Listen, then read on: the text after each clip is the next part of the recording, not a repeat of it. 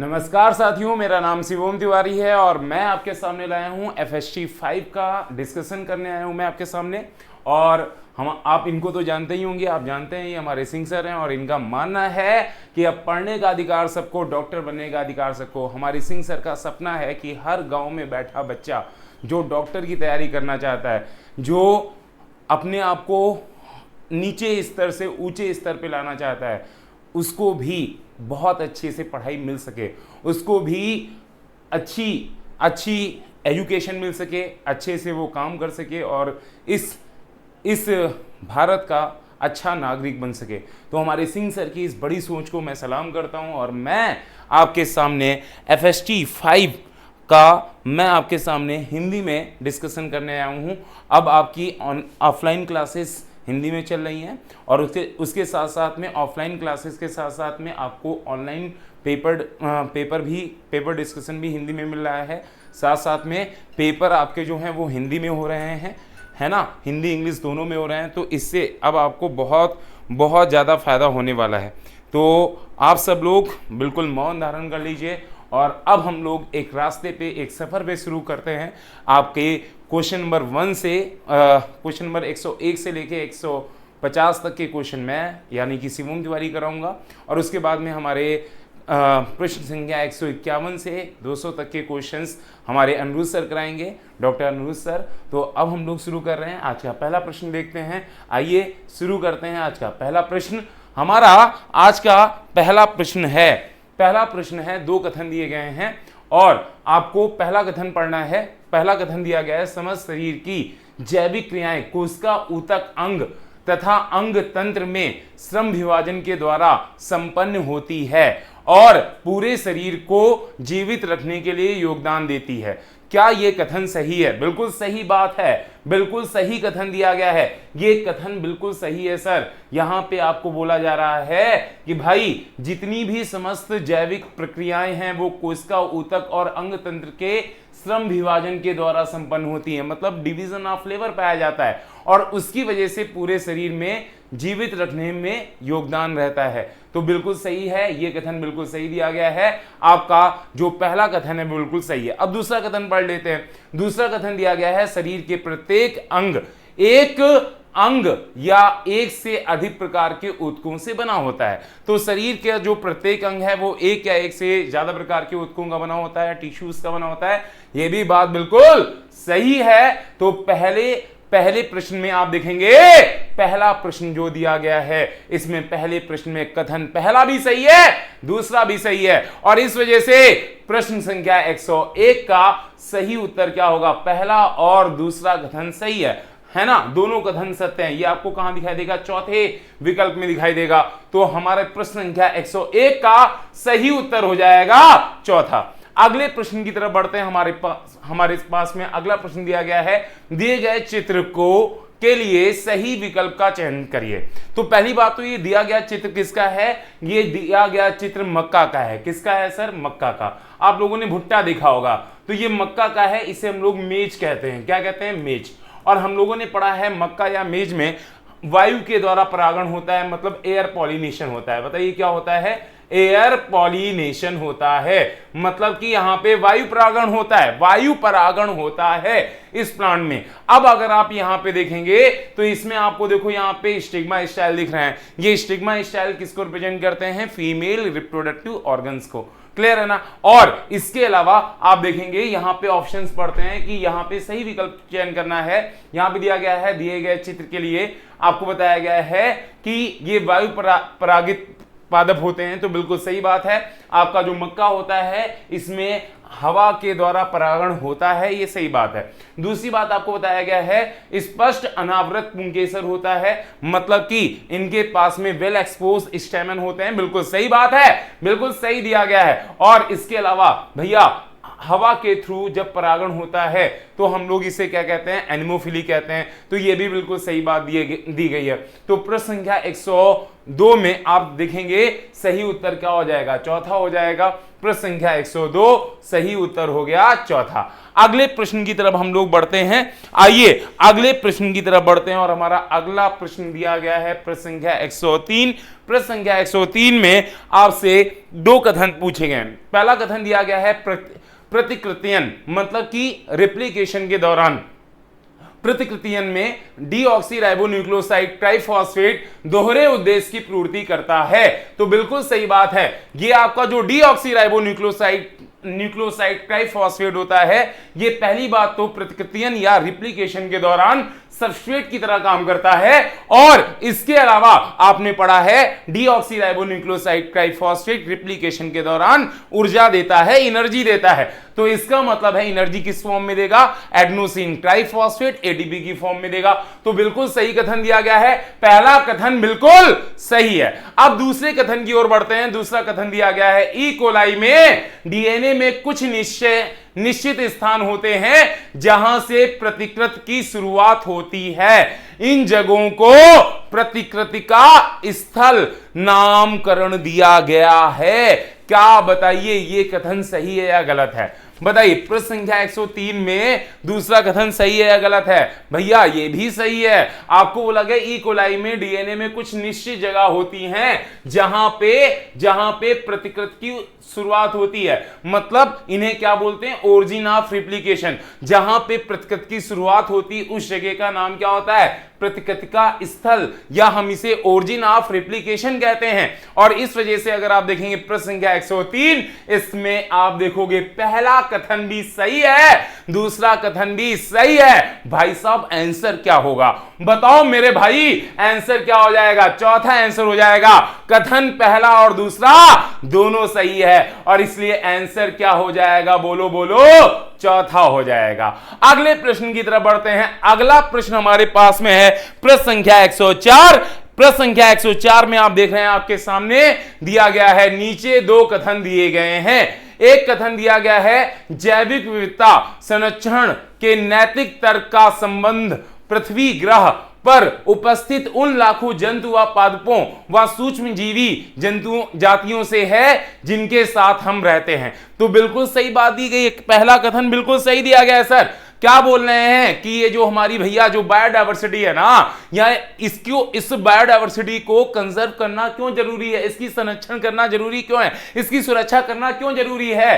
क्योंकि ये दुनिया सिर्फ हमारी नहीं है, हमारे साथ साथ में चींटी की भी है, सांप की भी है, चमगादड़ की भी है, भैया हाथी की भी है, बंदर की भी है, सबकी है ये दुनिया, हमारी इकलौती की नहीं है। तो ये कथन पहला बिल्कुल सही दिया गया है, पहला कथन बिल्कुल सही दिया गया है। दूसरा कथन आते हैं, दूसरा कथन दिया गया है दार्शनिक व आध्यात्मिक रूप से हमें समझने की आवश्यकता है कि प्रत्येक जाति का अपना नैज मूल होता है। मतलब आपको अगर आप देखिए तो फिलॉसफिकली और स्पिरिचुअली अगर आप देखना चाहें, दार्शनिक या आध्यात्मिक रूप से देखा जाए तो भैया हम सारी जितनी भी इस दुनिया में जातियां हैं, हर एक जाति की अपनी इंट्रिंसिक वैल्यू है, अपनी एक नैज मूल है। भैया चींटी भी उतना इंपॉर्टेंस रखती है नेचर के लिए जितना हम मानव रखते हैं। इसका मतलब है कि ये कथन बिल्कुल सही है, ये बात भैया बिल्कुल सही दिया गया। कहते हैं इसका हमारे लिए चालू या आर्थिक मूल हो या ना हो इससे कोई मैटर नहीं रखता, लेकिन इस दुनिया में जितनी भी जातियां हैं वो नेचर के लिए सारी भैया नेचर के सारे बच्चे हैं। अब एक बच्चा जो कमाता है भैया वही माता पिता के लिए अच्छा है, जो नहीं कमाता क्या वो माता पिता के लिए अच्छा नहीं होगा? भैया वो भी बच्चा जो होगा वो माता पिता के लिए अच्छा होगा। हमारी जो प्रकृति है, हमारी प्रकृति क्या है, हमारी माता पिता है, और हमारी माता पिता के लिए सारे बच्चे एक जैसे होते हैं। तो भैया अगर आप देखेंगे प्रश्न संख्या 104 का सही उत्तर क्या हो जाएगा बताइए? यहां पे पहला कथन भी सही है, दूसरा भी सही है। आंसर क्या हो जाएगा? 4 हो जाएगा। आंसर क्या हो जाएगा सर? सरकार आंसर क्या होगा? चौथा। अगले प्रश्न की तरफ बढ़ते हैं और हमारे पास में अगला प्रश्न है। 2 कथन दिए गए हैं। पहला कथन पढ़िए, समन्वयता एक ऐसी प्रक्रिया है जिसके द्वारा 2 या 2 से अधिक क्रियाशीलता बढ़ती है, वह एक अंगों के कार्यों से मदद मिलती है। तो बिल्कुल सही बात है भाई, समन्वयता का मतलब कोऑर्डिनेशन। समन्वयता क्या होती है सर? हम मिले तुम मिले एक दूसरे के लिए, इसे कहते हैं समन्वयता। कोऑर्डिनेशन, कोऑर्डिनेशन क्या है? जब हम और तुम साथ में मिलते हैं तो भैया पढ़ाई होती है, भैया डॉक्टर बनने की तैयारी होती है। तो भैया इसका मतलब समन्वयता ऐसी विधि है जिसके द्वारा दो या दो से अधिक अंगों में क्रियाशीलता बढ़ती है। बिल्कुल सही बात है, ये कथन बिल्कुल सही है। हम तुम मिलेंगे, साथ में बैठेंगे तो भैया हम लोगों की क्रियाशीलता बढ़ जाएगी। कोऑर्डिनेशन का सही मतलब यही है कि हम मिले तुम मिले एक दूसरे के लिए, भैया यही तो होता है कोऑर्डिनेशन। अरे बोलो बोलो। अब इसके बाद में दूसरी बात करते हैं। दूसरा कथन दिया गया है, तंत्रिका तंत्र में ऐसे व्यवस्थित जाल तंत्र गठित करता है जो त्वरित समय हेतु बिंदु दर बिंदु जुड़ा रहता है। बिल्कुल सही बात है। जो हमारा नर्वस सिस्टम है, हमारा नर्वस सिस्टम भैया एक ऐसा नेटवर्क बनाता है जिससे हम भैया पॉइंट टू पॉइंट कनेक्शन होता है। पॉइंट टू पॉइंट कनेक्शन होने के लिए हमारे पास में क्या है? Nervous system. बिल्कुल सही बात है सर। तो पहला कथन भी सही है, दूसरा कथन भी सही है। आंसर क्या होगा? बोलो बोलो बोलो भाई, आंसर क्या हो जाएगा? चौथा हो जाएगा। बोलो बोलो, कोई इसमें डाउट तो नहीं है किसी को? जल्दी से बता दो, आंसर क्या हो जाएगा? चौथा। अगले प्रश्न की तरफ बढ़ते हैं। अगला प्रश्न हमारे सामने बहुत प्यारा क्वेश्चन, बहुत ज्यादा इंपॉर्टेंट क्वेश्चन। देखिए पूछा गया है, पुनर्संयोजन अर्धसूत्री विभाजन के किस प्रावस्था में पूर्ण होता है? पहले तो बताओ पुनर्संयोजन मतलब क्या? रिकॉम्बिनेशन। रिकॉम्बिनेशन कब होता है? आपने पढ़ा है रिकॉम्बिनेशन का मतलब होता है, या पुनर्संयोजन का मतलब होता है जब कुछ नया बने तो उसे कहते हैं पुनर्संयोजन। अरे फिर से संयोजन हुआ तो बोला पुनर्संयोजन, फिर से कुछ नया कॉम्बिनेशन बना तो बोला रिकॉम्बिनेशन। और रिकॉम्बिनेशन आपने पढ़ा है अर्धसूत्री विभाजन या मियोसिस के किस फेज में होता है? मियोसिस स्वश के, प्रोफेज स्वश के, पैकेटी निषेध में होता है। तो आपने देखा यहां पे आंसर क्या हो जाएगा? तीसरा हो जाएगा। लेकिन और भी ऑप्शन दिए गए हैं सर, तो और ऑप्शन के बारे में पढ़ लेते हैं। पहला ऑप्शन दिया गया था लेप्टोटीन। बताओ यार, लेप्टोटीन जो होता है, लेप्टोटीन भैया एक बात बता दीजिए, आपका जो लेप्टोटीन होता है इसमें क्या होता है? लेप्टोटीनिशियस में क्या होता है भैया बताइए? लेप्टोटीनिशियस में मियोसिस फर्स्ट के, प्रोफेज फर्स्ट के, लेप्टोटीनिशियस में क्या होता है? यहां पे क्या होता है? बोलो बोलो क्या होता है भैया? यहां पे क्रोमोसोम का सहन होता है, संहनन होता है। संहनन का मतलब कंपैक्शन होता है। क्रोमोसोम का कंपैक्शन किस फेज में होता है मेरे भाई? लेप्टोटीन में। तो पूछा क्या गया था? पुनर्संयोजन। तो ये तो नहीं हो सकता था ना। तो यहां पे अगला देखते हैं। अगला दूसरा ऑप्शन देख लो भाई, जाइगोटीन दिया गया है। जाइगोटीन में क्या होता है? सिनेप्टोनीमल सम्मिश्रण बनता है, सिनेप्टोनीमल कॉम्प्लेक्स बनता है। तो अगर आप देखेंगे जाइगोटीन तो यहां पे पुनर्संयोजन होता है? नहीं होता है सर, तो ये भी नहीं हो सकता था। अब डायकाइनेसिस में क्या होता है? तो आपने बड़ा पुनर्संयोजन कहां होता है? पुनर्संयोजन कहां होता है? पैकेटिन में। उसके बाद वाली स्टेज का नाम क्या है? डायकाइनेसिस। और डायकाइनेसिस में क्या होता है? बोलो भाई, यहां पे क्या होता है? जो आपका सिनेप्टोनीमल सम्मिश्रण होता है उसका विघटन होता है, टर्मिनलाइजेशन होता है। तो भैया यहां पे क्या हो जाएगा? ये भी नहीं होगा। तो प्रश्न संख्या 106 का सही उत्तर क्या होगा? तीसरा होगा। आइए अगले प्रश्न की तरफ बढ़ते हैं। और बहुत प्यारा क्वेश्चन है, ह्यूमन फिजियो का बहुत प्यारा क्वेश्चन। और भैया ह्यूमन फिजियो का भी है, जेनेटिक्स का है, मेनली ये जेनेटिक्स का क्वेश्चन है, ह्यूमन फिजियो से रिलेटेड है। देखिए कह रहे हैं कि नीचे दिए गए दो कथन है, दोनों कथन में से पहला दिया गया है एबीओ ब्लड ग्रुप, एबीओ रक्त समूह जीन आई के द्वारा नियंत्रित होता है। बिल्कुल सही बात है। हमारे पास में जो एबीओ ब्लड ग्रुप होता है वो एक जीन आई से कंट्रोल होता है। जीन आई किस क्रोमोसोम पे होता है? आपको कमेंट करके बताना है। जीन आई किस क्रोमोसोम पर होता है? जीन आई किस क्रोमोसोम पे होता है, ये मेरे को कमेंट में चाहिए। सबका मैं आंसर चेक करूंगा भाई, सबका चेक करूंगा। जिसने जिसने आंसर दिया उसको बड़ी वाली डेयरी मिल्क। भैया सच्ची बता रहे, न्यूलाइट में ले लेना आके। भैया बताइएगा जीन आई किस क्रोमोसोम पे होता है, ये आप कमेंट करके बताइएगा। पहला कथन बिल्कुल सही है, पहला कथन बिल्कुल सही है बाबू। दूसरा कथन की बात करते हैं, दूसरे कथन की बात करते हैं। दूसरा कथन दिया गया है एलिल आई ए एलिल आई बी कुछ भिन्न प्रकार की शर्करा उत्पादन करते हैं। बिल्कुल सही बात है। आई ए स्लाइटली डिफरेंट टाइप की शुगर प्रोड्यूस करता है, आई बी भी स्लाइटली डिफरेंट टाइप की शुगर प्रोड्यूस करता है। और जो आईओ है, आईओ का मतलब small I L L, NCERT इसी क्या कहती है, आईओ को क्या लिखती है NCERT, small I L L. Small I L L किसी भी प्रकार की शर्करा उत्पन्न नहीं करता। तो ये भी कथन बिल्कुल सही है। तो पहला कथन सही है, दूसरा कथन सही है। आंसर क्या हो जाएगा बोलो मेरे भाई? आंसर हो जाएगा चौथा। आंसर क्या हो जाएगा बाबू? बोलो बोलो बोलो। चौथा आंसर हो जाएगा। पहला और दूसरा दोनों सही है, पहला और दूसरा दोनों सही है। अब अगला प्रश्न आपके सामने आ गया है।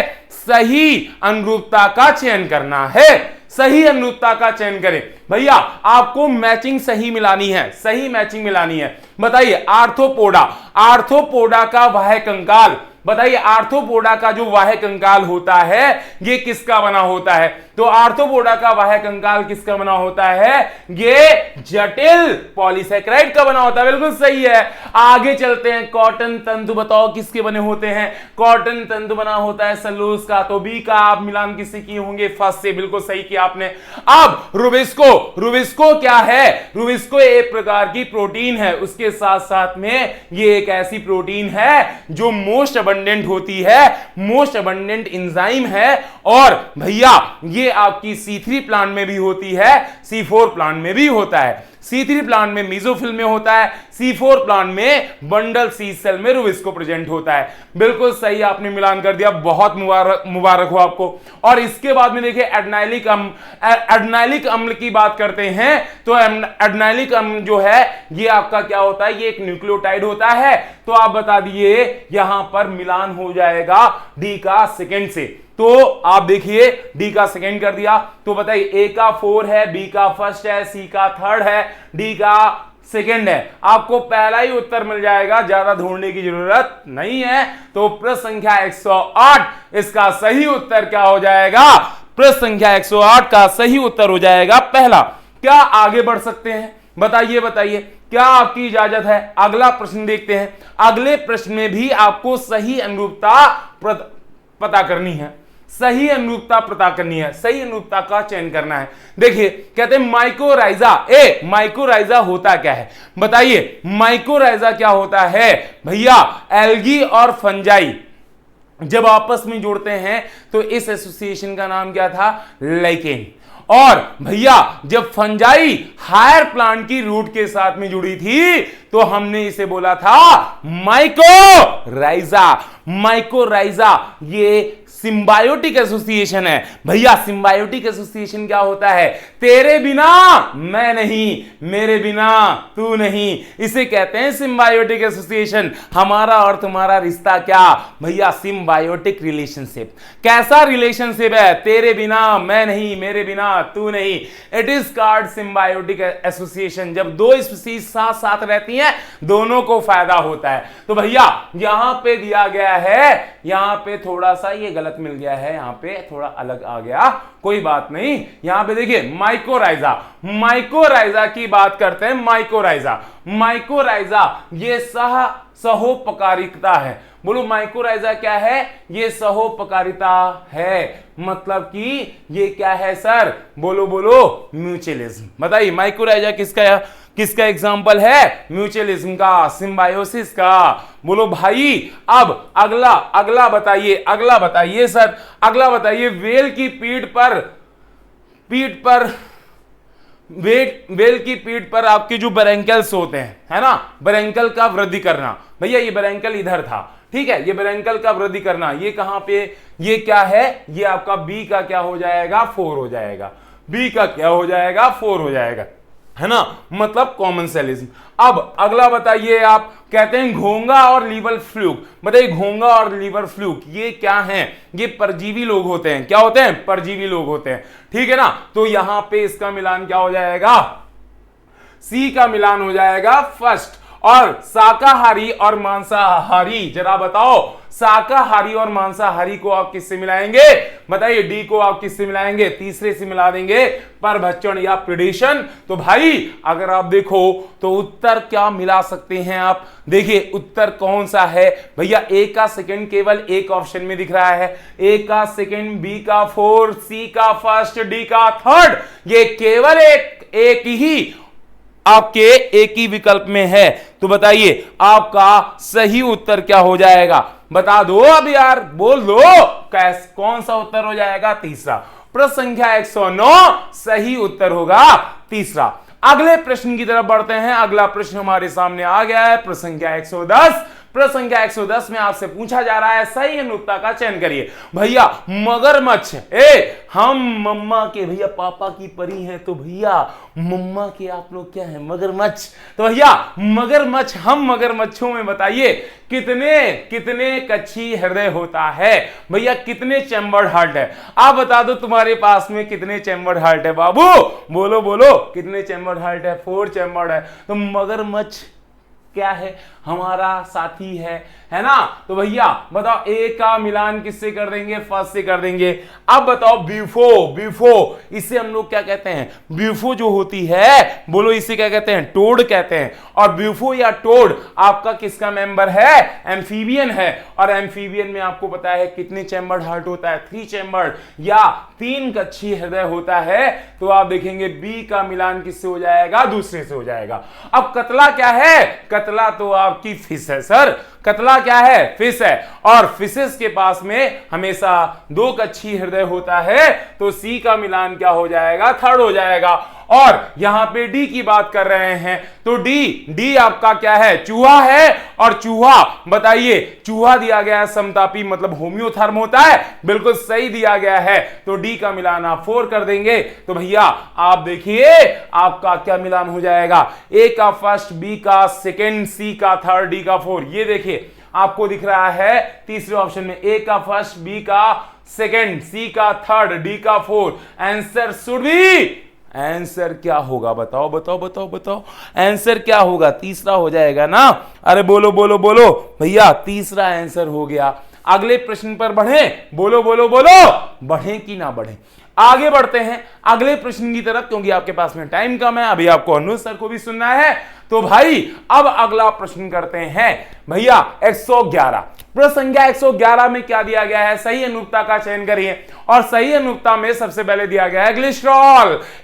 ग्लिसरॉल बता दो क्या होता है? पहले तो बताओ हमें ग्लिसरॉल क्या होता है? बोलो बोलो बोलो, ग्लिसरॉल क्या होता है? फैटी एसिड होता है। और ग्लिसरॉल एक ऐसा फैटी एसिड है जिसके पास में सबसे कम कार्बन है। बोलो कितना कार्बन होता है ग्लिसरॉल पे? 3 कार्बन होता है सर। तो एक का मिलान क्या हो जाएगा? थर्ड।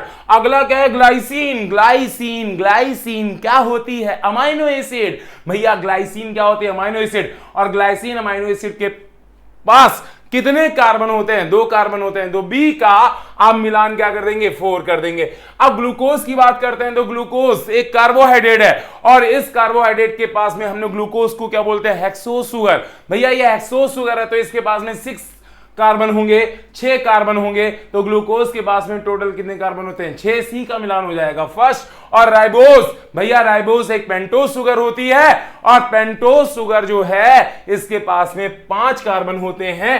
तो आप देखिए डी का मिलान हो जाएगा। डी का मिलान क्या हो जाएगा सर? डी का मिलान हो जाएगा सेकेंड। डी का मिलान क्या हो जाएगा? सेकेंड हो जाएगा। देखिए है ना, राइबोज का मिलान किससे करेंगे? सेकेंड से। तो आप देखो आंसर क्या हो जाएगा भाई? ए का थर्ड 2 ऑप्शन में है ना, बी का 4। आप देखो पहले ही मिल जाएगा भाई।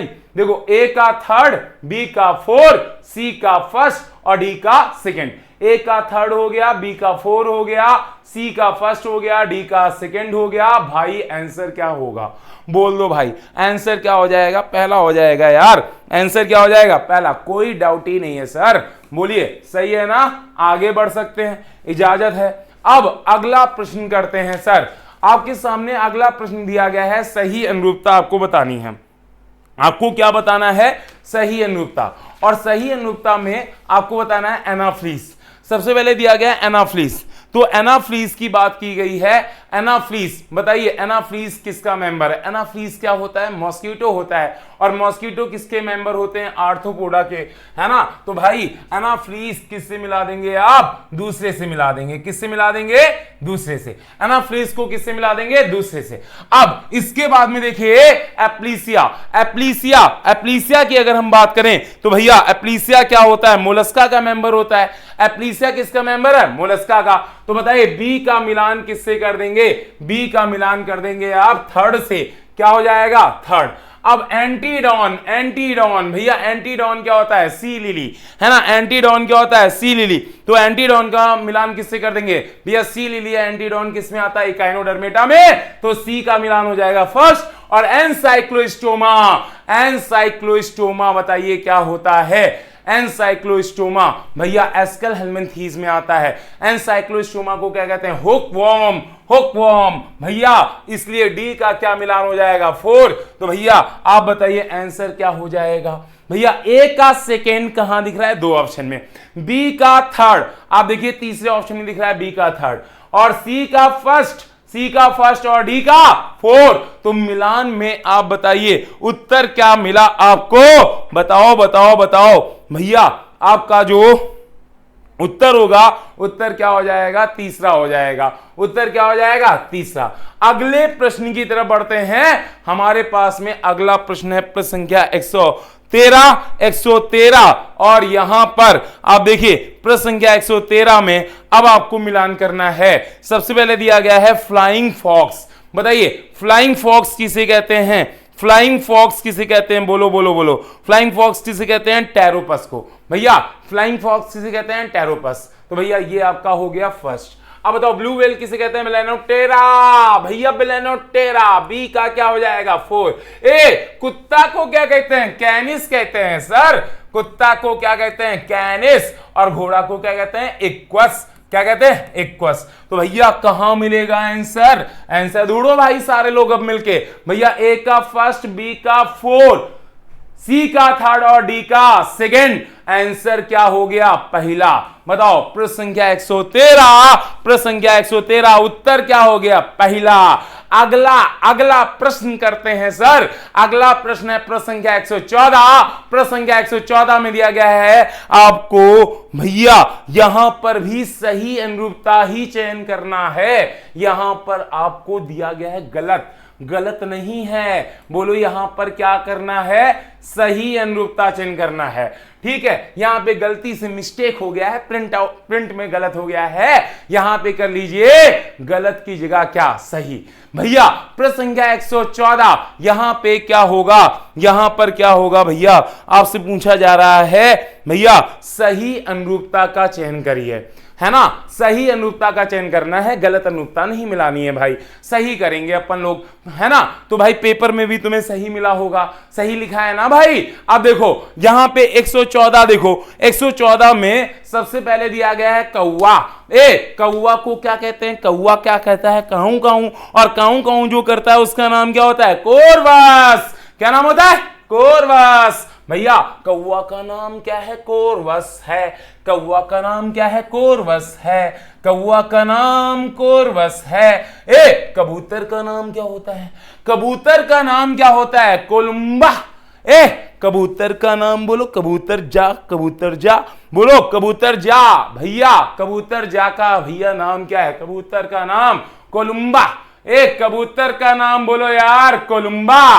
और गिद्ध जानते हो? गिद्ध। गिद्ध। वल्चर, वल्चर को क्या कहते हैं? नियोफ्रॉन। क्या कहते हैं? नियोफ्रॉन। तो सी का मिलान किससे करोगे भाई? सी का मिलान हो जाएगा 4। सी का मिलान हो जाएगा 4। और शुतुरमुर्ग को क्या कहते हैं? शुतुरमुर्ग। भैया फ्लैगलेस बर्ड, है ना। बोलो बोलो इसका क्या मिलाओगे? डी का मिलान किससे होगा? स्थितियो। तो डी का हो जाएगा 3rd। अब भैया आंसर बता दो यार, आंसर बता दो। ए का सेकेंड, बी का फर्स्ट, सी का 4, डी का 3rd। ए का सेकेंड, बी का फर्स्ट, सी का फोर्थ और डी का थर्ड। भैया कौन सा सही है बताओ, मैं नहीं बताने वाला, जाओ मैं आंसर छोड़ रहा हूं भाई। क्या हो जाएगा आंसर, बोलो इसका आंसर ढूंढ के बताना भैया, क्या हो जाएगा, हाँ बताना यार, ठीक है छोड़ो यार। अब इसके बाद में अगले प्रश्न की तरफ बढ़ते हैं। अगला प्रश्न मेरे सामने आ गया है, प्रश्न संख्या 115। 115 में पूछा गया है गलत अनुरूपता गलत कथन बताना है। भैया क्या बताना है, गलत बताना है, सही नहीं गलत बताना है। गलत कौन सा है, चार कथन दिए हैं, चारों में से गलत कौन सा है। पहला दिया गया ग्रेना लैम्नी में पीएस फर्स्ट और पीएस सेकेंड दोनों होता है, बिल्कुल सही है बाबू, बिल्कुल सही है। अब अगला देखो क्या दिया गया है, चक्रीय फास्फोराइलेशन में पीएस फर्स्ट और पीएस सेकेंड दोनों शामिल होते हैं, गलत बात है सर। आप अगर चक्रीय फास्फोराइलेशन की बात करेंगे तो वहां पे पीएस सेकेंड नहीं होगा, केवल और केवल पीएस फर्स्ट होगा। क्लियर, तो भैया आप देखोगे दूसरा कथन क्या हो गया, गलत हो गया, आंसर दूसरा हो जाएगा। आंसर क्या हो जाएगा, दूसरा हो जाएगा। आगे बढ़ सकते हैं, बोलो बोलो बोलो, आगे बढ़ जाएं भाई, बोलो बोलो, बोल दो भाई। अगला प्रश्न करते हैं। अगला प्रश्न देखिए, बड़ा प्यारा प्रश्न है आपके सामने, अच्छा प्रश्न है आपके सामने। देखिए प्रश्न संख्या 116, आवृतबीजी में मादा गैमेटोफाइट के निर्माण का बीजांड में सही क्रम क्या होगा। ए ओव्यूल के अंदर जो तुम्हारा फीमेल गैमेटोफाइट है, ये इसका सही निर्माण का क्रम क्या होगा। आवृतबीजी मतलब आवृतबीजी का मतलब क्या होता है, एंजियोस्पर्म। एंजियोस्पर्म में बताना है आपको मादा गैमेटोफाइट किसके बारे में, फीमेल गैमेटोफाइट का बीजांड के अंदर बनने का, मतलब ओव्यूल के अंदर फीमेल गैमेटोफाइट एम्ब्रियो सैक के बनने का सही क्रम क्या होगा। आइए जल्दी जल्दी करते हैं भैया, जल्दी जल्दी। क्या दिया गया है, पहला दिया गया है क्रियाशील गुरु बीजाणु का लगातार 3 मुक्त, नहीं होगा। दूसरा 3 गुरु बीजाणु का डिजनरेशन, नहीं ये नहीं होगा। फिर क्या दिया गया है, गुरु बीजाणु मात्र कोशिका में विभाजन होगा पहला काम, बिल्कुल सही बात है। अब विभाजन हो जाने के बाद भैया जब आपकी गुरु बीजाणु मात्र कोशिका मतलब जो आपकी मेगास्पोर मदर सेल है उसमें जब मियोसिस हो जाएगी तो उसके बाद में भैया क्या होगा, 4 मेगास्पोर बनते हैं। 4 मेगास्पोर या 4 गुरु बीजाणु बनेंगे, 4 में से 3 गुरु बीजाणु डीजनरेट कर जाएंगे। तो देखिए दूसरा क्या हो गया भैया, दूसरा हो गया, इसको ऐसे लिख लेते हैं भाई, पहला हो गया सी, है ना, सी के बाद में क्या हो गया, बी हो गया। अब इसके बाद में फिर एक देखते हैं क्रियाशील गुरु बीजाणु का लगातार 3 मुक्त न्यूक्लियर विभाजन, तो बिल्कुल सही बात है। तो सी बी के बाद में क्या आएगा, ए आएगा। फिर क्या दिया गया है, प्रत्येक ध्रुव की ओर 3 न्यूक्लाई का स्थानांतरण, है ना, तो बिल्कुल सही बात है, तो डी आ जाएगा। बोलो ए के बाद में क्या आ जाएगा, डी। और भित्ति के निर्माण जिसके फलस्वरूप 7 कोष की भ्रूण कोष बनता है, बिल्कुल सही बात है। तो भैया क्या हो जाएगा, ई हो जाएगा। बताओ उत्तर क्या हो जाएगा। प्रश्न संख्या 116 में सही उत्तर तुम्हें क्या मिला, चौथा, C B A D E, है ना, C B A D E, चौथा उत्तर सही हो गया। तो प्रश्न संख्या 116 उत्तर हो जाएगा चौथा। अगले प्रश्न की तरफ बढ़ते हैं। अगला प्रश्न है, निम्नलिखित में से कौन सा कथन एग्रोबैक्टीरियम ट्यूमिफेसिएंस के बारे में गलत है। भैया आपको बताना है एग्रोबैक्टीरियम ट्यूमिफेसिएंस के बारे में इनमें से कौन सा कथन गलत है, गलत है, गलत है, पता करना है। ठीक है, पहला दिया गया है प्रोकैरियोट के साथ साथ यूकैरियोट दोनों मेजबान कोशिकाओं में रुचकर जीन को भेजने के लिए यह उपयोग होता है, बिल्कुल गलत है बात। गलत बात मत करिए सर, यहां पे देखिए गलत बात लिखी है। क्या लिखा है, कह रहे हैं प्रोकैरियोटिक के साथ साथ। भैया प्रोकैरियोटिक कोशिका में अगर आपको अपना जीन ऑफ इंटरेस्ट भेजना है, रुचकर जीन भेजना है, तो उसके लिए हम यहां पे बताइए क्या इसका यूज करते हैं, क्या हम लोग यहाँ पे एग्रोबैक्टीरियम ट्यूमिफेसिएंस का यूज करते हैं, नहीं भैया आप यहां पे इसका यूज नहीं करेंगे, है ना। तो यहां पे देखिए क्या सही होना चाहिए था, यूकैरियोट में, यूकैरियोट के लिए अगर आप देखेंगे तो रुचकर जीन भेजने के लिए आपको किसका उपयोग करते हैं, आप एग्रोबैक्टीरियम ट्यूमिफेसिएंस का। तो पहला उत्तर सही नहीं है, आप देखेंगे पहला विकल्प सही नहीं है, आंसर क्या हो जाएगा, गलत पता करना था। गलत कौन हो गया? पहला ही गलत हो गया सर, पहला ही गलत हो गया। दूसरा पढ़ लो, एग्रोबैक्टीरियम टूमीफेसियन से प्राप्त टीआई प्लाज्मिड का उपयोग पादप कोशिका में जीन स्थानांतरण के लिए उपयोग होता है। बिल्कुल सही बात है भाई, बिल्कुल सही है, सही है, सही है। अब अगला देखो, सामान्य पादप कोशिका से ट्यूमर कोशिका में परिवर्तित करता है, ये भी सही है। या पादप कोशिका में टीडीएनए को भेजता है, बिल्कुल सही है। तो भैया आप देखो दूसरा, तीसरा और चौथा ये आपके सही थे, आपको गलत पता करना था, गलत पता करना था। गलत कौन सा हो गया? पहला।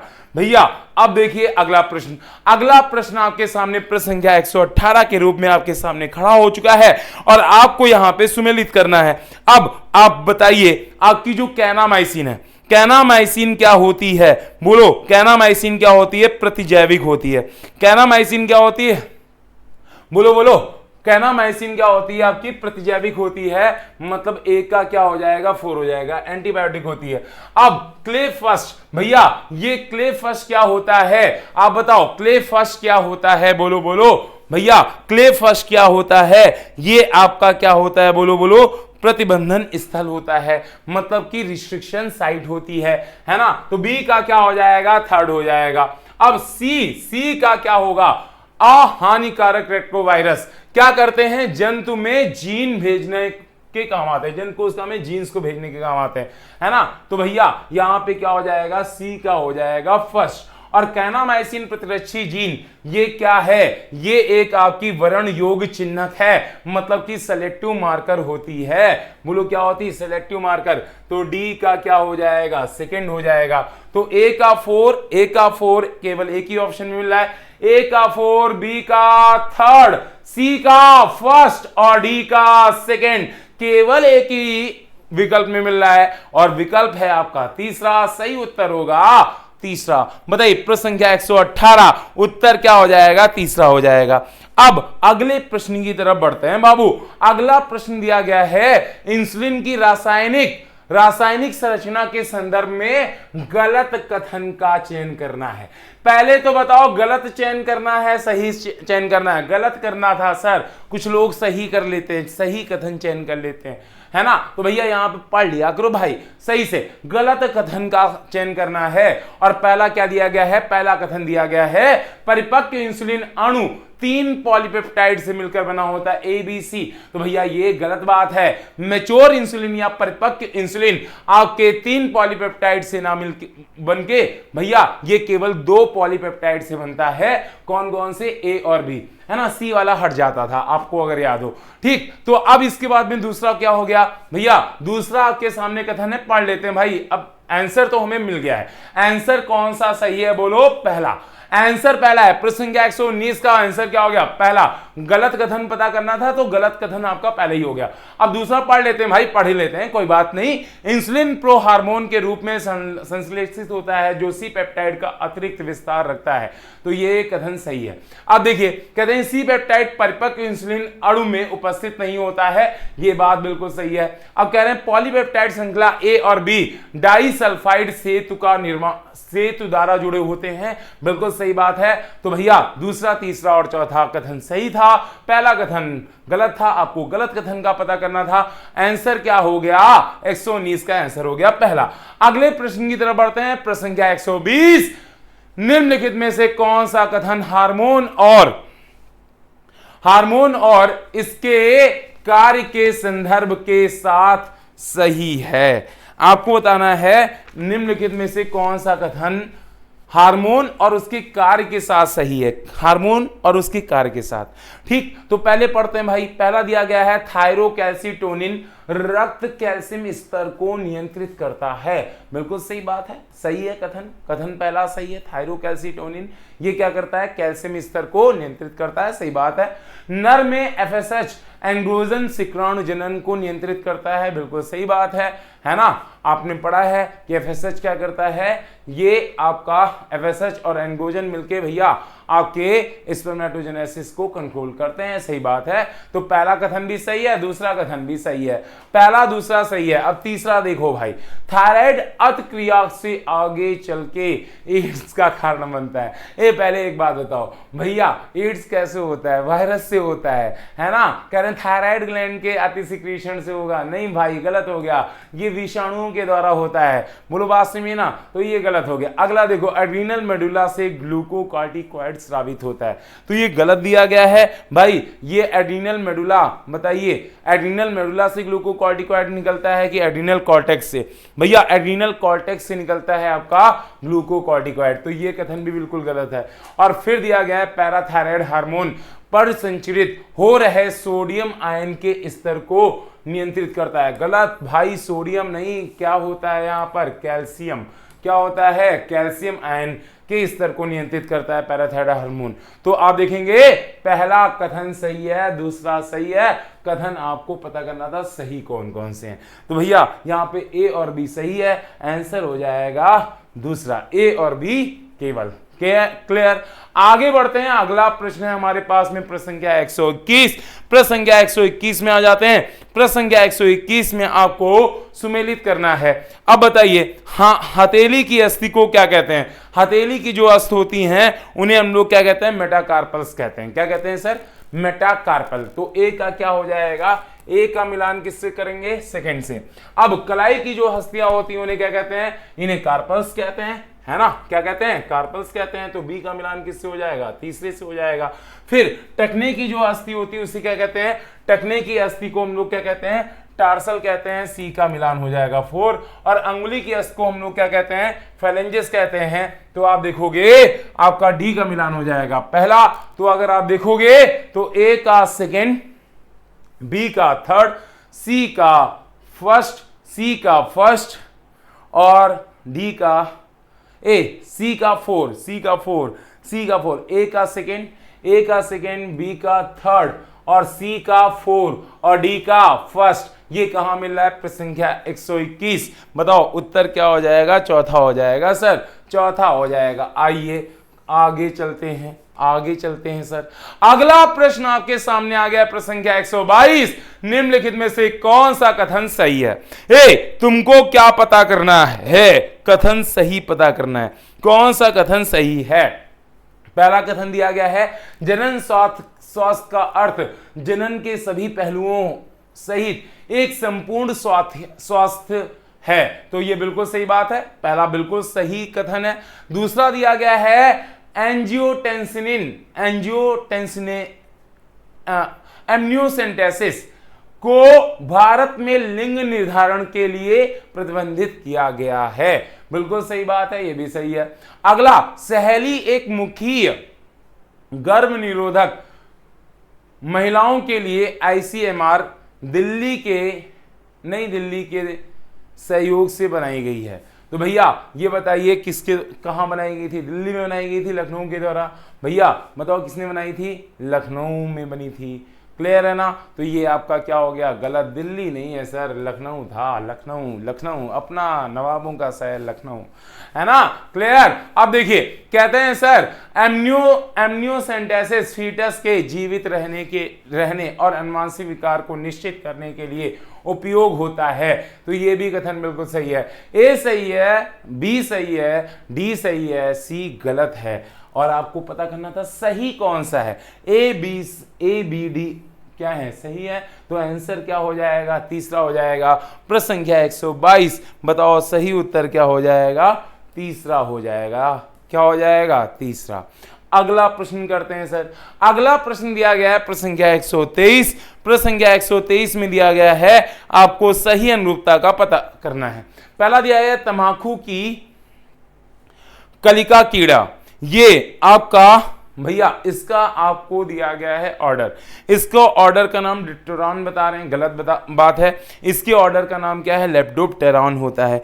अब दूसरा दिया गया है सैनिक कीड़ा, मतलब आपका जो आर्मी वॉर्म होता है। आर्मी वॉर्म बोल रहे हैं कि ये एनेलिड होता है, गलत बात है। ये इसके भी ऑर्डर का नाम क्या है? लेप्टोप्टेरॉन है। इसके बाद में बीटल, इसका कोलियोप्टेरॉन। तो अगर आप देखोगे सही अनुरूपता पता करनी थी तो बीटल का बताइए क्या हो जाएगा? तीसरा कोलियोप्टेरॉन, है ना? मच्छर दिया गया है भैया, मच्छर दिया गया है लेप्टोप्टेरॉन में आता नहीं। आपका मच्छर किस में आता है? डिप्टेरॉन में आता है। किस में आता है? डिप्टेरॉन। क्लियर है ना? मच्छर किस में आता है? डिप्टेरॉन में आता है। तो आप देखोगे सही उत्तर क्या हो जाएगा? प्रश्न संख्या 123 उत्तर हो जाएगा तीसरा। अगले प्रश्न की तरफ बढ़ो। अगला प्रश्न है ना पार्थ, आगे बढ़ते हैं। आइए ए पार्थ आगे बढ़ो। कहते हैं भैया, कहते हैं ए माधव आगे ले चलो, माधव ले चलो आगे। भैया भैया 124 में आपसे पूछा जा रहा है, आपको पता करना है कौन कौन से कथन सही हैं।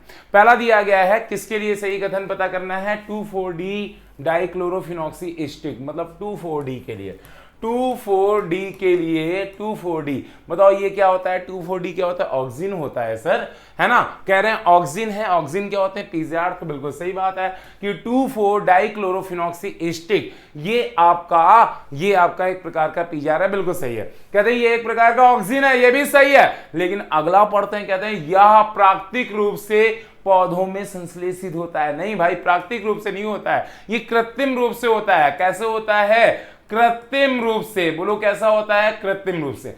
प्राकृतिक रूप से नहीं होता सर, कृत्रिम रूप से होता है। और आप देखोगे चौथा दिया है, यह व्यापक तौर पर पादप वृद्धि प्रोत्साहक होता है, तो बिल्कुल ये भी सही बात है। तो अगर आप देखोगे प्रश्न संख्या 124, इसमें आपको क्या मिलेगा, ए बी डी आपके सही है। ए सही है, बी सही है, डी सही है, सी गलत है। आंसर क्या हो जाएगा, सही पता करना था सर, क्या पता करना था, सही पता करना था। आंसर क्या हो जाएगा, तीसरा हो जाएगा। अगले प्रश्न की तरफ बढ़ते हैं। अगला प्रश्न हमारे सामने आ गया है, प्रश्न संख्या 125। प्रश्न संख्या 125 में पढ़ते हैं, आइए देखते हैं। कहते हैं कि भैया ट्राइपाल्मिटिन का आरक्यू 1 से कम होता है, बिल्कुल सही बात है। ट्राइपाल्मिटिन का जो आरक्यू है ये 1 से कम होता है, सही है, बिल्कुल सही है। अब पढ़ते हैं रीजन। ट्राइपाल्मिटिन का श्वसनीय क्रियाधार की तरह इस्तेमाल होता है, तब मुक्त होने वाली CO2 का आयतन खपत होने वाली ऑक्सीजन से ज्यादा होता है। ये गलत बात है। यहां पे अगर आप देखेंगे CO2 कितनी मुक्त होती है, बताइए। ट्राइपाल्मिटिन के दौरान भैया, ट्राइपाल्मिटिन का जब ऑक्सीडेशन होता है तो CO2 कितनी निकलती है, 102। CO2 कितनी निकलती है, 102। और भैया O2 कितनी निकलती है, 145। तो भैया बताओ 102/145 कितना आ जाएगा, 0.7। और आरक्यू ऑफ फैट क्या है, ट्राइपाल्मिटिन का आरक्यू कितना आता है, लेस देन 1 आता है, बिल्कुल सही बात है, 0.7 आता है। तो आप देखेंगे आपका जो कथन कारण दिया गया है ये क्या हो गया, गलत हो गया। तो असर्शन सही है, रीजन गलत है। असर्शन सही है, रीजन गलत है। आंसर क्या हो जाएगा बाबू, आंसर क्या हो जाएगा, ए सही है परंतु आर गलत है, तीसरा आंसर हो जाएगा। ए सही परंतु नहीं, तीसरा नहीं होगा भाई, क्या है, ए सही है, ए सही है परंतु आर सही नहीं है। ए सही है लेकिन आर सही नहीं है, आंसर क्या हो जाएगा, दूसरा।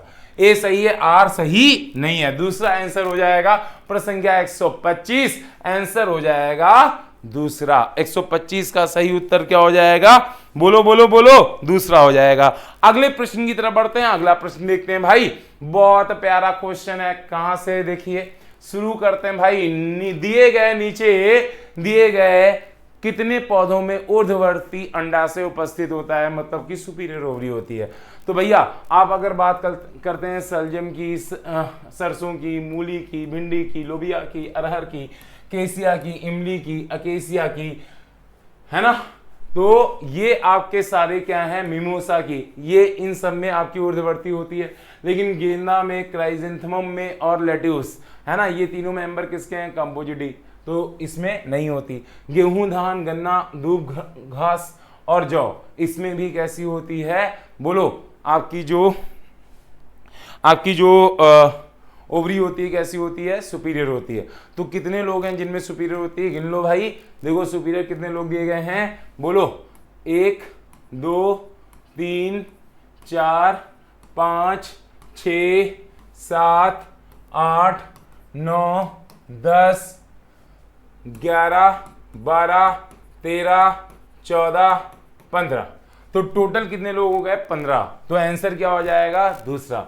अब बताओ, ये जो गेंदा, क्राइजेंथेमम और लेट्यूस है, इसमें कैसी ओवरी है, इंफीरियर होती है। ये इंफीरियर ओवरी क्यों है, क्योंकि आपने पढ़ा है ये तीनों मेंबर किसके हैं, कंपोजिटी के हैं। और कंपोजिटी में ओवरी कैसी होती है, बोलो बोलो, कैसी होती है, भैया कंपोजिटी में आपकी ओवरी कैसी होती है, इंफीरियर होती है। और आपने पढ़ा है इसकी सीरीज का नाम क्या है, इन्फेरी। सीरीज का नाम इन्फेरी क्यों पड़ा, क्योंकि इंफीरियर ओवरी है, मतलब कि अधोवर्ती अंडाशय होता है। कैसा अंडाशय होता है, अधोवर्ती। बोलिए बात समझ में आई कि नहीं आई, बाबू बोलो बोलो, बात समझ में आई। अगला प्रश्न करते हैं, प्रश्न संख्या 127। निम्नलिखित में से दो कारण दिए गए हैं, एक अभिकथन है, दूसरा कारण से लेबल्ड है। कहते हैं पहला अभिकथन पढ़ते हैं। पहला अभिकथन दिया गया है, पहला अभिकथन दिया गया है भाई, असर्शन पढ़ते हैं, अभिकथन पढ़ते हैं। पक्षी बगुला और चारण पशु के बीच संबंध कॉमन सेलिज्म अच्छा उदाहरण है। बिल्कुल सही बात है, बिल्कुल सही बात है। गांव में देखा है आपने, गांव में क्या होते हैं भैया, गांव में खेत में बगुला होता है, बगुले की आगे गाय होती है, और भैया जैसे अपने गाय अपने खुरों से मिट्टी को हटाती है, उसके नीचे से कीड़ा निकल के आता है, कीड़ा निकल के आता है, बगुला उसे खा लेता है। तो बिल्कुल सही बात है ना, ये कॉमन सेलिज्म का एग्जाम्पल है। अब कारण दिया गया है, पशु चरते हैं, उसके पास बगुले भोजन प्राप्ति के लिए रहते हैं, क्योंकि जब पशु चलते हैं तो वनस्पति को हिलाते हैं, है ना, जो वहां पे भैया घास फास होती है, घास फूस हिलती है, जब वो फ्लश होती है, हिलती है, तो क्या होता है, और उसमें कीट बाहर निकलते हैं, तो उससे कीट बाहर निकलते हैं, बगुले उन कीट को खाते हैं, अन्यथा वनस्पति कीड़ों को ढूंढना और पकड़ना बगुले के लिए कठिन होगा। बिल्कुल सही है। तो असर्शन भी सही है, रीजन भी सही है, आंसर आपका क्या हो जाएगा, चौथा हो जाएगा। दोनों असर्शन और रीजन सही है, रीजन असर्शन की सही व्याख्या है, तो आंसर क्या हो जाएगा, आंसर हो जाएगा चौथा। अब अगले प्रश्न की तरफ बढ़ते हैं। हमारे पास में अगला प्रश्न आ गया है, प्रश्न संख्या 128। कहते हैं 128 में दिया गया एनुप्लॉइडी की सही अनुरूपता बतानी है। एनुप्लॉइडी के लिए सही अनुरूपता बतानी है। डाउन सिंड्रोम लिखा गया 2n-1 होता है, गलत भाई। डाउन सिंड्रोम कैसा होता है, 2n+1। अब टर्नर सिंड्रोम की बात करते हैं, तो टर्नर सिंड्रोम कैसा होता है, 2n- करेंट टर्नर सिंड्रोम में 2n-1 होता है। तो आपको सही पता करनी थी, ये सही दिया गया है, टर्नर सिंड्रोम में 2n-1 होता है। अब क्लाइनेफिल्टर की बात करते हैं, कहते हैं 2n-2 होता है, गलत बात। क्लाइनेफिल्टर में क्या होता है, ये भी 2n+1 होता है। तो आपका फिर क्लाइनेफिल्टर है, तो उसमें भी क्या होगा, 2n+1 होगा, तो ये भी गलत अनुरूपता है। तो आप देखिए कितनी अनुरूपता सही दी गई थी, दूसरी वाली सही दी गई थी, तो आंसर क्या हो जाएगा, प्रश्न संख्या 128, आंसर क्या हो जाएगा, बोलो बोलो, दूसरा हो जाएगा। आंसर क्या हो जाएगा, दूसरा।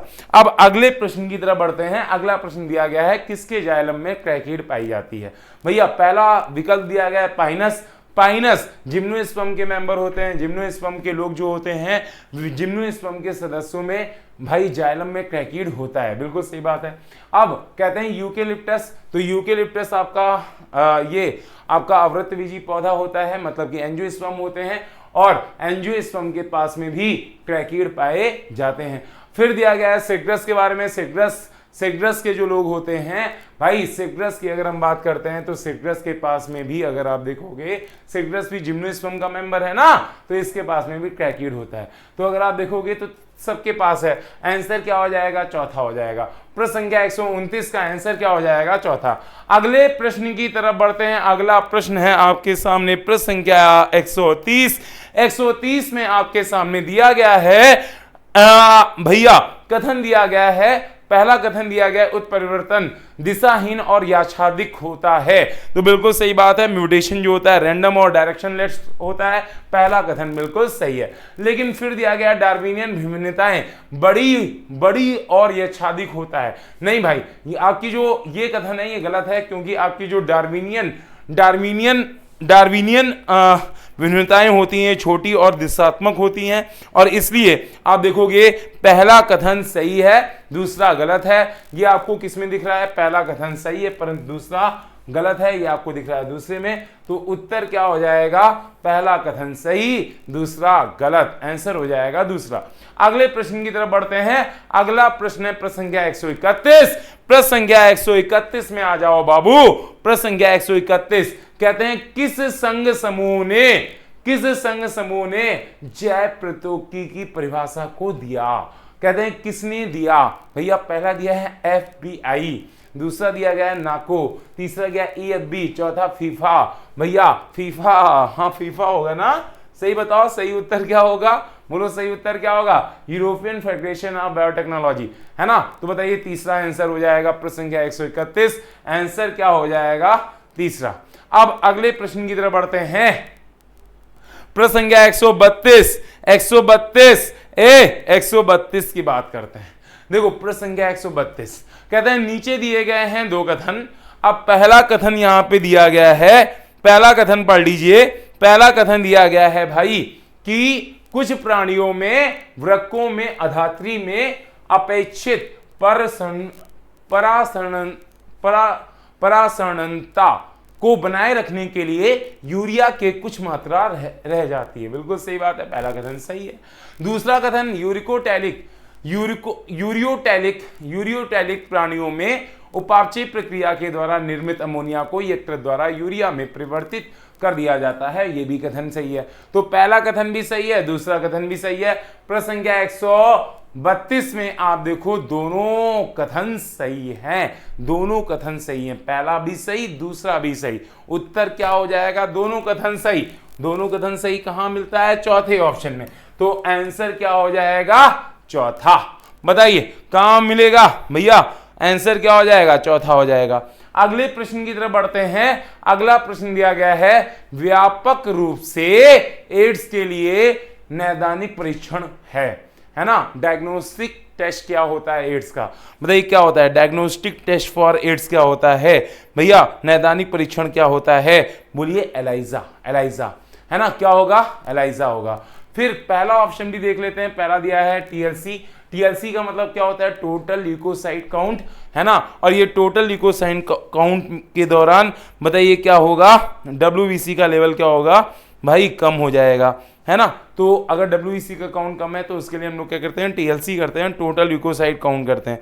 फिर अगला दिया है एचजीपीटी और एचजीओपी, ये हम लोग लीवर की मेल फंक्शनिंग को जानने के लिए करते हैं, एचजीओपी और एचजीपीटी। फिर दिया गया है विडाल परीक्षण हम लोग किस लिए करते हैं, विडाल टेस्ट किस लिए करते हैं, टाइफाइड जानने के लिए। तो आपका भैया एड्स के लिए क्या करते हैं, एड्स के लिए एलाइजा करते हैं, ठीक है। तो आंसर क्या हो जाएगा, चौथा हो जाएगा, आंसर क्या हो जाएगा, चौथा। अब अगले प्रश्न की तरफ बढ़ते हैं। अगला प्रश्न दिया गया है कितनी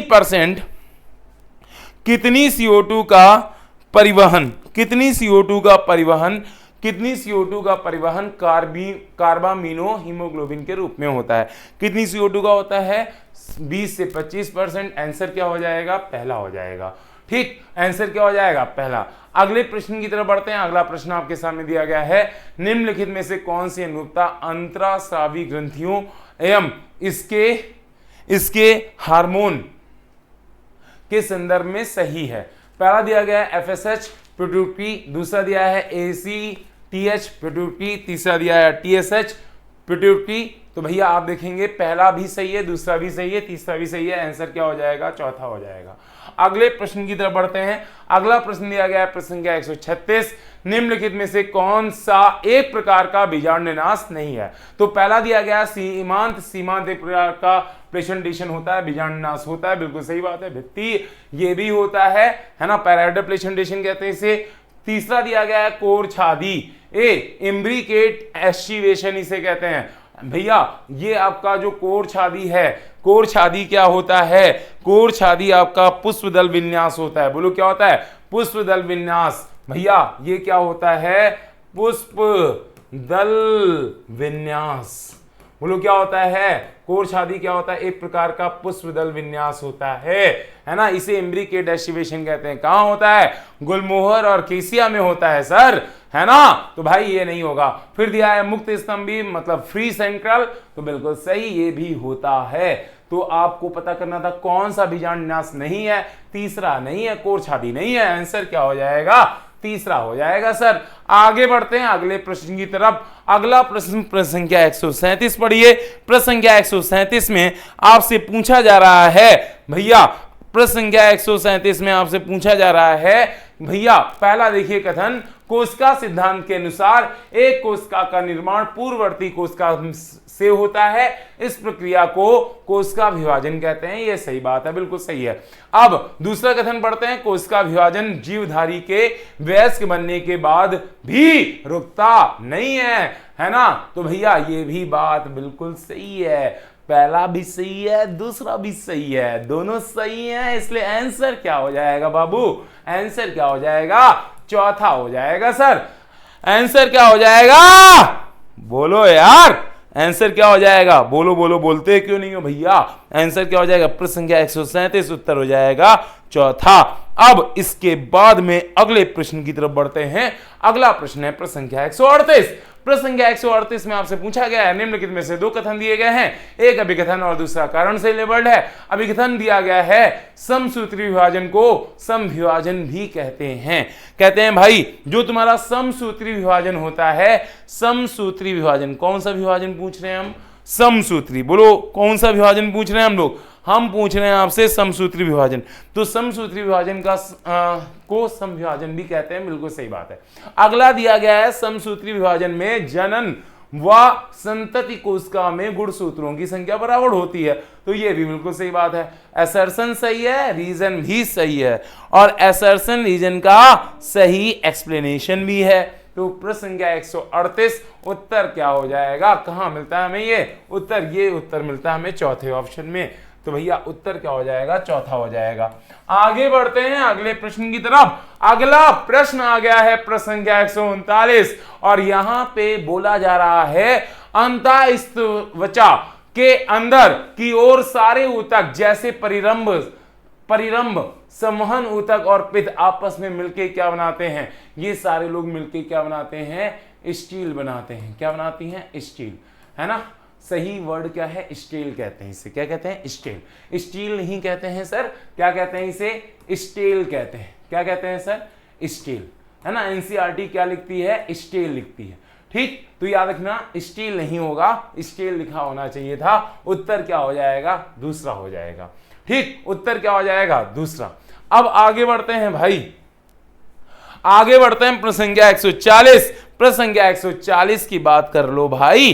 प्रश्न संख्या 140 कहते हैं सर एक कोशिका तंत्र में कौन सा भाग मास्टर क्लॉक की तरह कार्य करता है। तो भैया बताइए मास्टर क्लॉक कौन है भैया, मास्टर ऑफ मास्टर कौन है सर, हाइपोथैलेमस। भैया कौन है, हाइपोथैलेमस। आंसर क्या हो जाएगा, आंसर हो जाएगा आपका तीसरा। आंसर क्या हो जाएगा, तीसरा। अगले प्रश्न की तरफ बढ़िए। अगला प्रश्न दिया गया है प्रश्न संख्या 141। यहां पर आपसे दो कथन पूछे गए हैं। अन्य वैज्ञानिकों ने अगले शोध कार्यों का से यह निष्कर्ष निकाला कि हैंकिंग का एक्स काय वास्तविक में गुणसूत्र ही था, इसलिए एक्स गुणसूत्र कहा गया। बिल्कुल सही बात है, यह कथन बिल्कुल सही दिया गया है।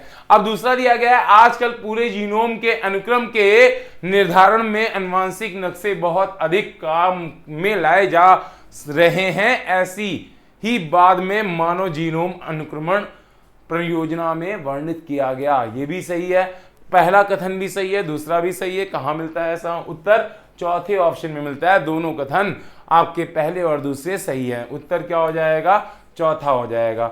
अगले प्रश्न की तरफ बढ़िए। हमारे पास में अगला प्रश्न आ गया है प्रश्न संख्या 142। प्रश्न संख्या 142 में आपसे पूछा गया है भैया दो कथन है, दोनों में से बताना है कौन सही है। सही विकल्प का उत्तर, सही उत्तर का चयन करना है। देखिए बात करते हैं, कहते हैं नीचे दिए गए दो कथन। पहला कथन पढ़िए, कोशिका में कॉम्प्लेक्स अणुओं के कार्बन कार्बन आबंध के ऑक्सीकरण होने पर मुक्त होना सांस कहलाता है। सांस का मतलब यहां पे श्वसन से है, बोलो क्या है, श्वसन। ठीक है ना, श्वसन कहलाता है। तो ये कथन बिल्कुल सही है। अब इसके बाद में दूसरा दिया गया है, दूसरा आपका दिया गया है, श्वसनीय प्रक्रिया में जिस यौगिक का ऑक्सीकरण होता है उसे श्वसनीय क्रियाधार कहते हैं, रेस्पिरेटरी सब्सट्रेट कहते हैं। बिल्कुल सही बात है। तो आप देखो पहला भी सही है, दूसरा भी सही है। आपका प्रश्न संख्या 142 में दोनों सही हैं, इसलिए उत्तर क्या हो जाएगा, कहां मिलता है ये उत्तर, ये उत्तर मिलता है हमेशा चौथे ऑप्शन में। कहां मिलता है? चौथे ऑप्शन में। अब अगला प्रश्न देखते हैं। अगला प्रश्न आपका है प्रश्न संख्या 143। प्रश्न संख्या 143 में आपसे कहा गया है कौन सी अनुरूपता गलत है। पहला दिया गया है RH प्रतिजन रिसेस बंदर में होता है, बिल्कुल सही दी गई है। इरिथ्रोब्लास्टोसिस फ्यूटेलिस RH प्रतिजन, बिल्कुल सही दिया गया है। खुला परिसंचरण तंत्र साइनेसस, बिल्कुल सही मिलाया गया है। बंद परिसंचरण तंत्र आर्थ्रोपोड में होता है, गलत अनुरूपता है। बंद नहीं, यहाँ पे क्या होना चाहिए था? खुला। बोलो क्या होना चाहिए था? खुला लिखा होना चाहिए था सर। तो आपका उत्तर क्या हो जाएगा? आपको गलत अनुरूपता पता करनी थी, आंसर हो जाएगा चौथा। प्रश्न संख्या 143 उत्तर सही हो जाएगा चौथा। अब अगले प्रश्न की तरफ बढ़ते हैं। अगला प्रश्न है सही अनुरूपता का चयन करना है सर। सही अनुरूपता का चयन करना है। पहला दिया है BSc, पूरा नाम क्या होता है? Bovine spongiform encephalopathy. ये एक प्रियन है ना, ये इससे प्रियन से होने वाली बीमारी का नाम है।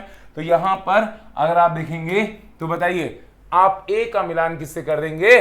दूसरे से कर देंगे। बताइए TMB क्या मोज़ेक बीमारी करता है, तो बी का मिलान किससे कर देंगे? फर्स्ट से कर देंगे। अब सिट्रस कैंकर, बताइए बीमारी किससे होती है? जीवाणु की वजह से होती है, तो सी का मिलान किससे कर देंगे? 4 से कर देंगे।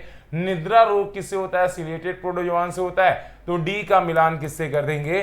डी का मिलान हो जाएगा थर्ड। तो आप अब मिलान कर लीजिए। ए का आपने मिलान किया सेकेंड, ए का सेकेंड आपको केवल एक ऑप्शन मिल रहा है, ए का सेकेंड, बी का फर्स्ट, सी का 4 और डी का थर्ड। ए का सेकेंड, बी का फर्स्ट, सी का 4 और डी का थर्ड। उत्तर क्या हो गया? उत्तर हो गया आपका चौथा। अगले प्रश्न की तरफ बढ़ते हैं। अगला प्रश्न है हमारे पास में प्रश्न संख्या 145। प्रश्न संख्या 145 में आपसे पूछा जा रहा है सही अनुरूपता का चयन करना है। भैया आपको क्या करना है? सही अनुरूपता का चयन करना है। बताओ कौन सी अनुरूपता पता करनी है? सही पता करनी है, गलत पता करनी है, सही पता करनी है। तो भैया सबसे पहले दिया गया माइक्रोराइजा एक कोष की प्रोकैरियोट है, बिल्कुल सही है, ए का मिलान फर्स्ट हो जाएगा। पैरामीशियम के बारे में दिया गया है, पैरामीशियम ये एक कोष की यूकैरियोटिक होते हैं, एक कोष की यूकैरियोटिक होते हैं। मतलब बोलो बोलो बोलो भैया, पैरामीशियम एक कोष की यूकैरियोटिक होते हैं, बिल्कुल सही बात है। तो बी का मिलान सेकंड हो जाएगा।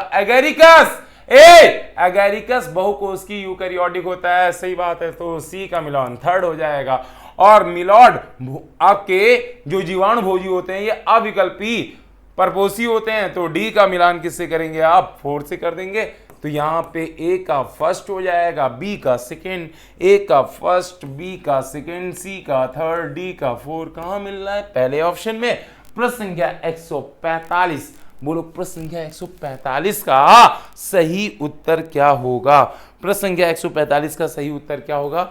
मैं नहीं बताऊंगा, जा रहा हूं मैं, आगे बढ़ता हूं मैं, आगे बढ़ जाऊंगा मैं, बताएंगे उत्तर क्या हो जाएगा? बोलो बोलो बोलो बोलो। नहीं बताऊंगा मैं, नहीं बताऊंगा, आगे बढ़ो यार, है ना, बता तो दिया है, कैसे बताएं भाई? आगे देखो, आगे देखो, प्रश्न संख्या 146 भैया कह रहे हैं सही अनुरूपता का चयन करना है। सही बताना है, गलत बताना है, सही बताना है। अब पहला दिया गया है आर्थ्रोपोडा। आर्थ्रोपोडा क्या होता है? फाइलम होता है सर। आर्थ्रोपोडा पढ़ा है ना सर, फाइलम। आर्थ्रोपोडा में कौन आता है? कॉकरोच आता है सर, कॉकरोच आता है। और कौन आता है भैया? कौन आता है? मक्खी भी आती है क्या? अच्छा, मच्छर भी आता है। अरे वाह, क्या बात है।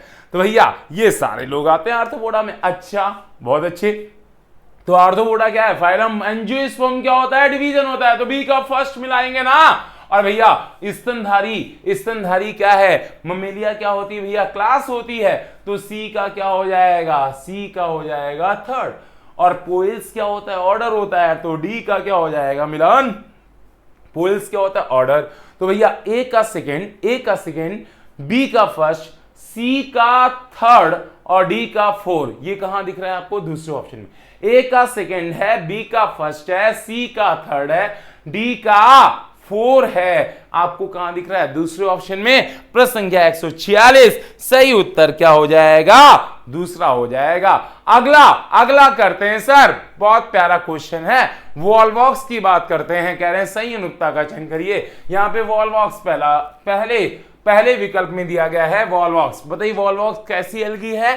वॉलवॉक्स कुछ सुना सुना लग रहा है, सुना सुना लग रहा है कि देखा देखा भी लग रहा है। वॉलवॉक्स अगर आप प्लांट किंगडम खोलते हैं तो वहां पे आपने देखा है एक एल्गी है जो अपने बच्चे को पेट में भर के बैठी है ना। बाहर पेरेंट कॉलोनी है, अंदर डॉटर कॉलोनी है भैया, उसी एल्गी का नाम है वॉलवॉक्स। कॉलोनियल एल्गी होती है, ग्रीन एल्गी होती है, और ग्रीन एल्गी है तो इसके पास में कौन कौन से क्लोरोफिल होने चाहिए भैया? क्लोरोफिल कौन कौन से होने चाहिए? क्लोरोफिल ए तो होता है, लेकिन यहां डी दिया गया है, गलत हो गया सर।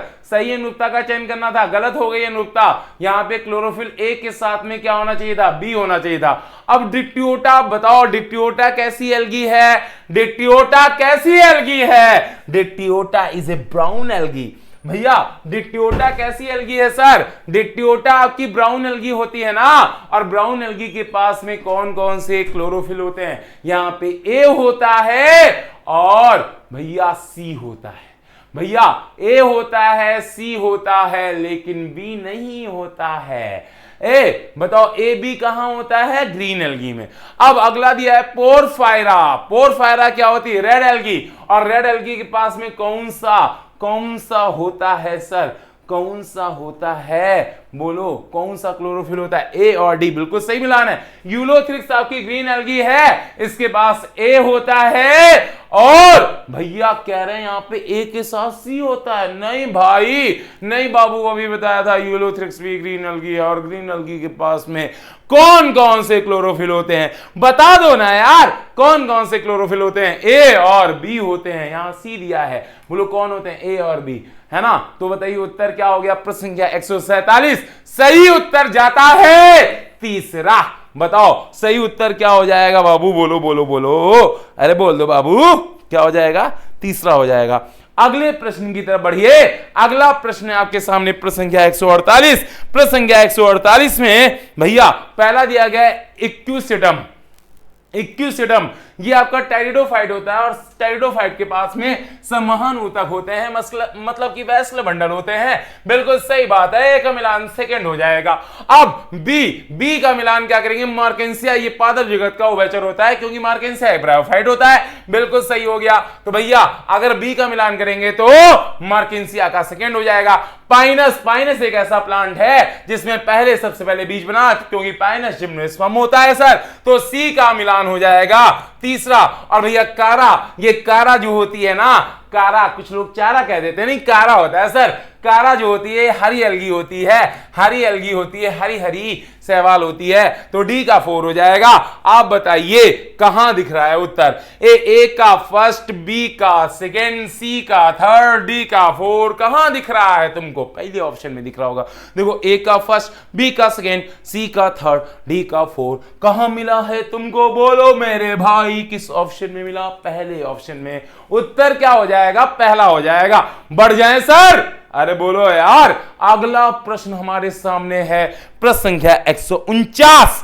प्रश्न संख्या 149 की बारी भैया, आपकी बारी। आप ही का सिलेक्शन होना है और किसी का नहीं होना है। प्रश्न संख्या 149 सही अनुरूपता का चयन करें। सही अनुरूपता का चयन करना है आपको, और कह रहे हैं माइटोकॉन्ड्रिया। माइटोकॉन्ड्रिया की अगर बात करें तो इसके पास में दोहरी झिल्ली होती है। माइटोकॉन्ड्रिया के पास में दोहरी झिल्ली होती है, ए का सेकंड हो जाएगा। एंडोप्लाज्मिक रेटिकुलम के पास में इकलौती झिल्ली होती है, अकेली झिल्ली होती है, एकल झिल्ली होती है। राइबोसोम पर कोई झिल्ली नहीं होती है सर, राइबोसोम के पास में कोई झिल्ली नहीं होती, मतलब ये non membrane bound cell organelle होता है सर। तो सी का क्या हो जाएगा? सी का थर्ड हो जाएगा। और फिम्ब्री ये किसी भी जगह से जुड़े रहने के लिए काम आते हैं, तो डी का क्या हो जाएगा? बोलो बोलो मेरे भैया, बोलो मेरे भाई, फिम्ब्री का क्या हो जाएगा? डी का 4 हो जाएगा। तो बताइए ए का सेकेंड, बी का फर्स्ट, सी का थर्ड, डी का 4। ए का सेकेंड हो गया, बी का फर्स्ट हो गया, सी का थर्ड हो गया, डी का 4 हो गया। आंसर क्या जाएगा? प्रश्न संख्या 149 आंसर क्या जाएगा मेरे बच्चों? ए बाबू बोल दो बाबू, आंसर क्या होगा? बोलो बोलो भैया, आंसर क्या हो जाएगा? दूसरा। अब अगले प्रश्न की तरफ बढ़ते हैं। प्रश्न संख्या 150। प्रश्न संख्या 150 में पूछा गया है सही अनुरूपता का चयन करें। क्या पता करनी है? सही पता करनी है, गलत पता करनी है? सही पता करनी है सर। कोलेस्ट्रॉल, कोलेस्ट्रॉल क्या होता है? एक प्रकार का लिपिड होता है सर। तो भैया एक का आप मिलान करेंगे दूसरे से। भैया ग्लाइसिन क्या है? ग्लाइसिन एक अमाइनो एसिड होता है सर। तो अब इसके बाद में यूरेसिल क्या होता है? नाइट्रोजन क्षार होता है सर। तो सी का क्या मिलान करेंगे? थर्ड। और स्टार्च क्या होता है सर? कार्बोहाइड्रेट होता है सर। तो भैया आप बताइए आपको क्या दिखा? ए आपका ए क्या है? लिपिड है। ग्लाइसिन क्या है? अमाइनो एसिड है।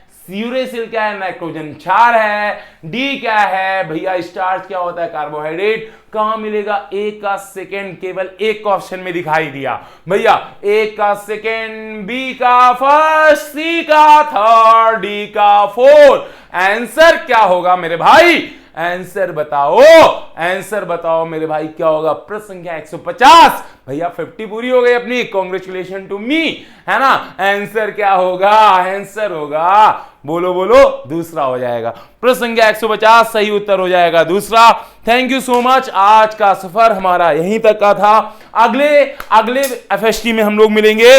तब तक के लिए नमस्कार, जय हिंद, बाय बाय। आप सब लोगों को टेक केयर और खुश रहिए, आनंद में रहिए। बाय बाय, धन्यवाद।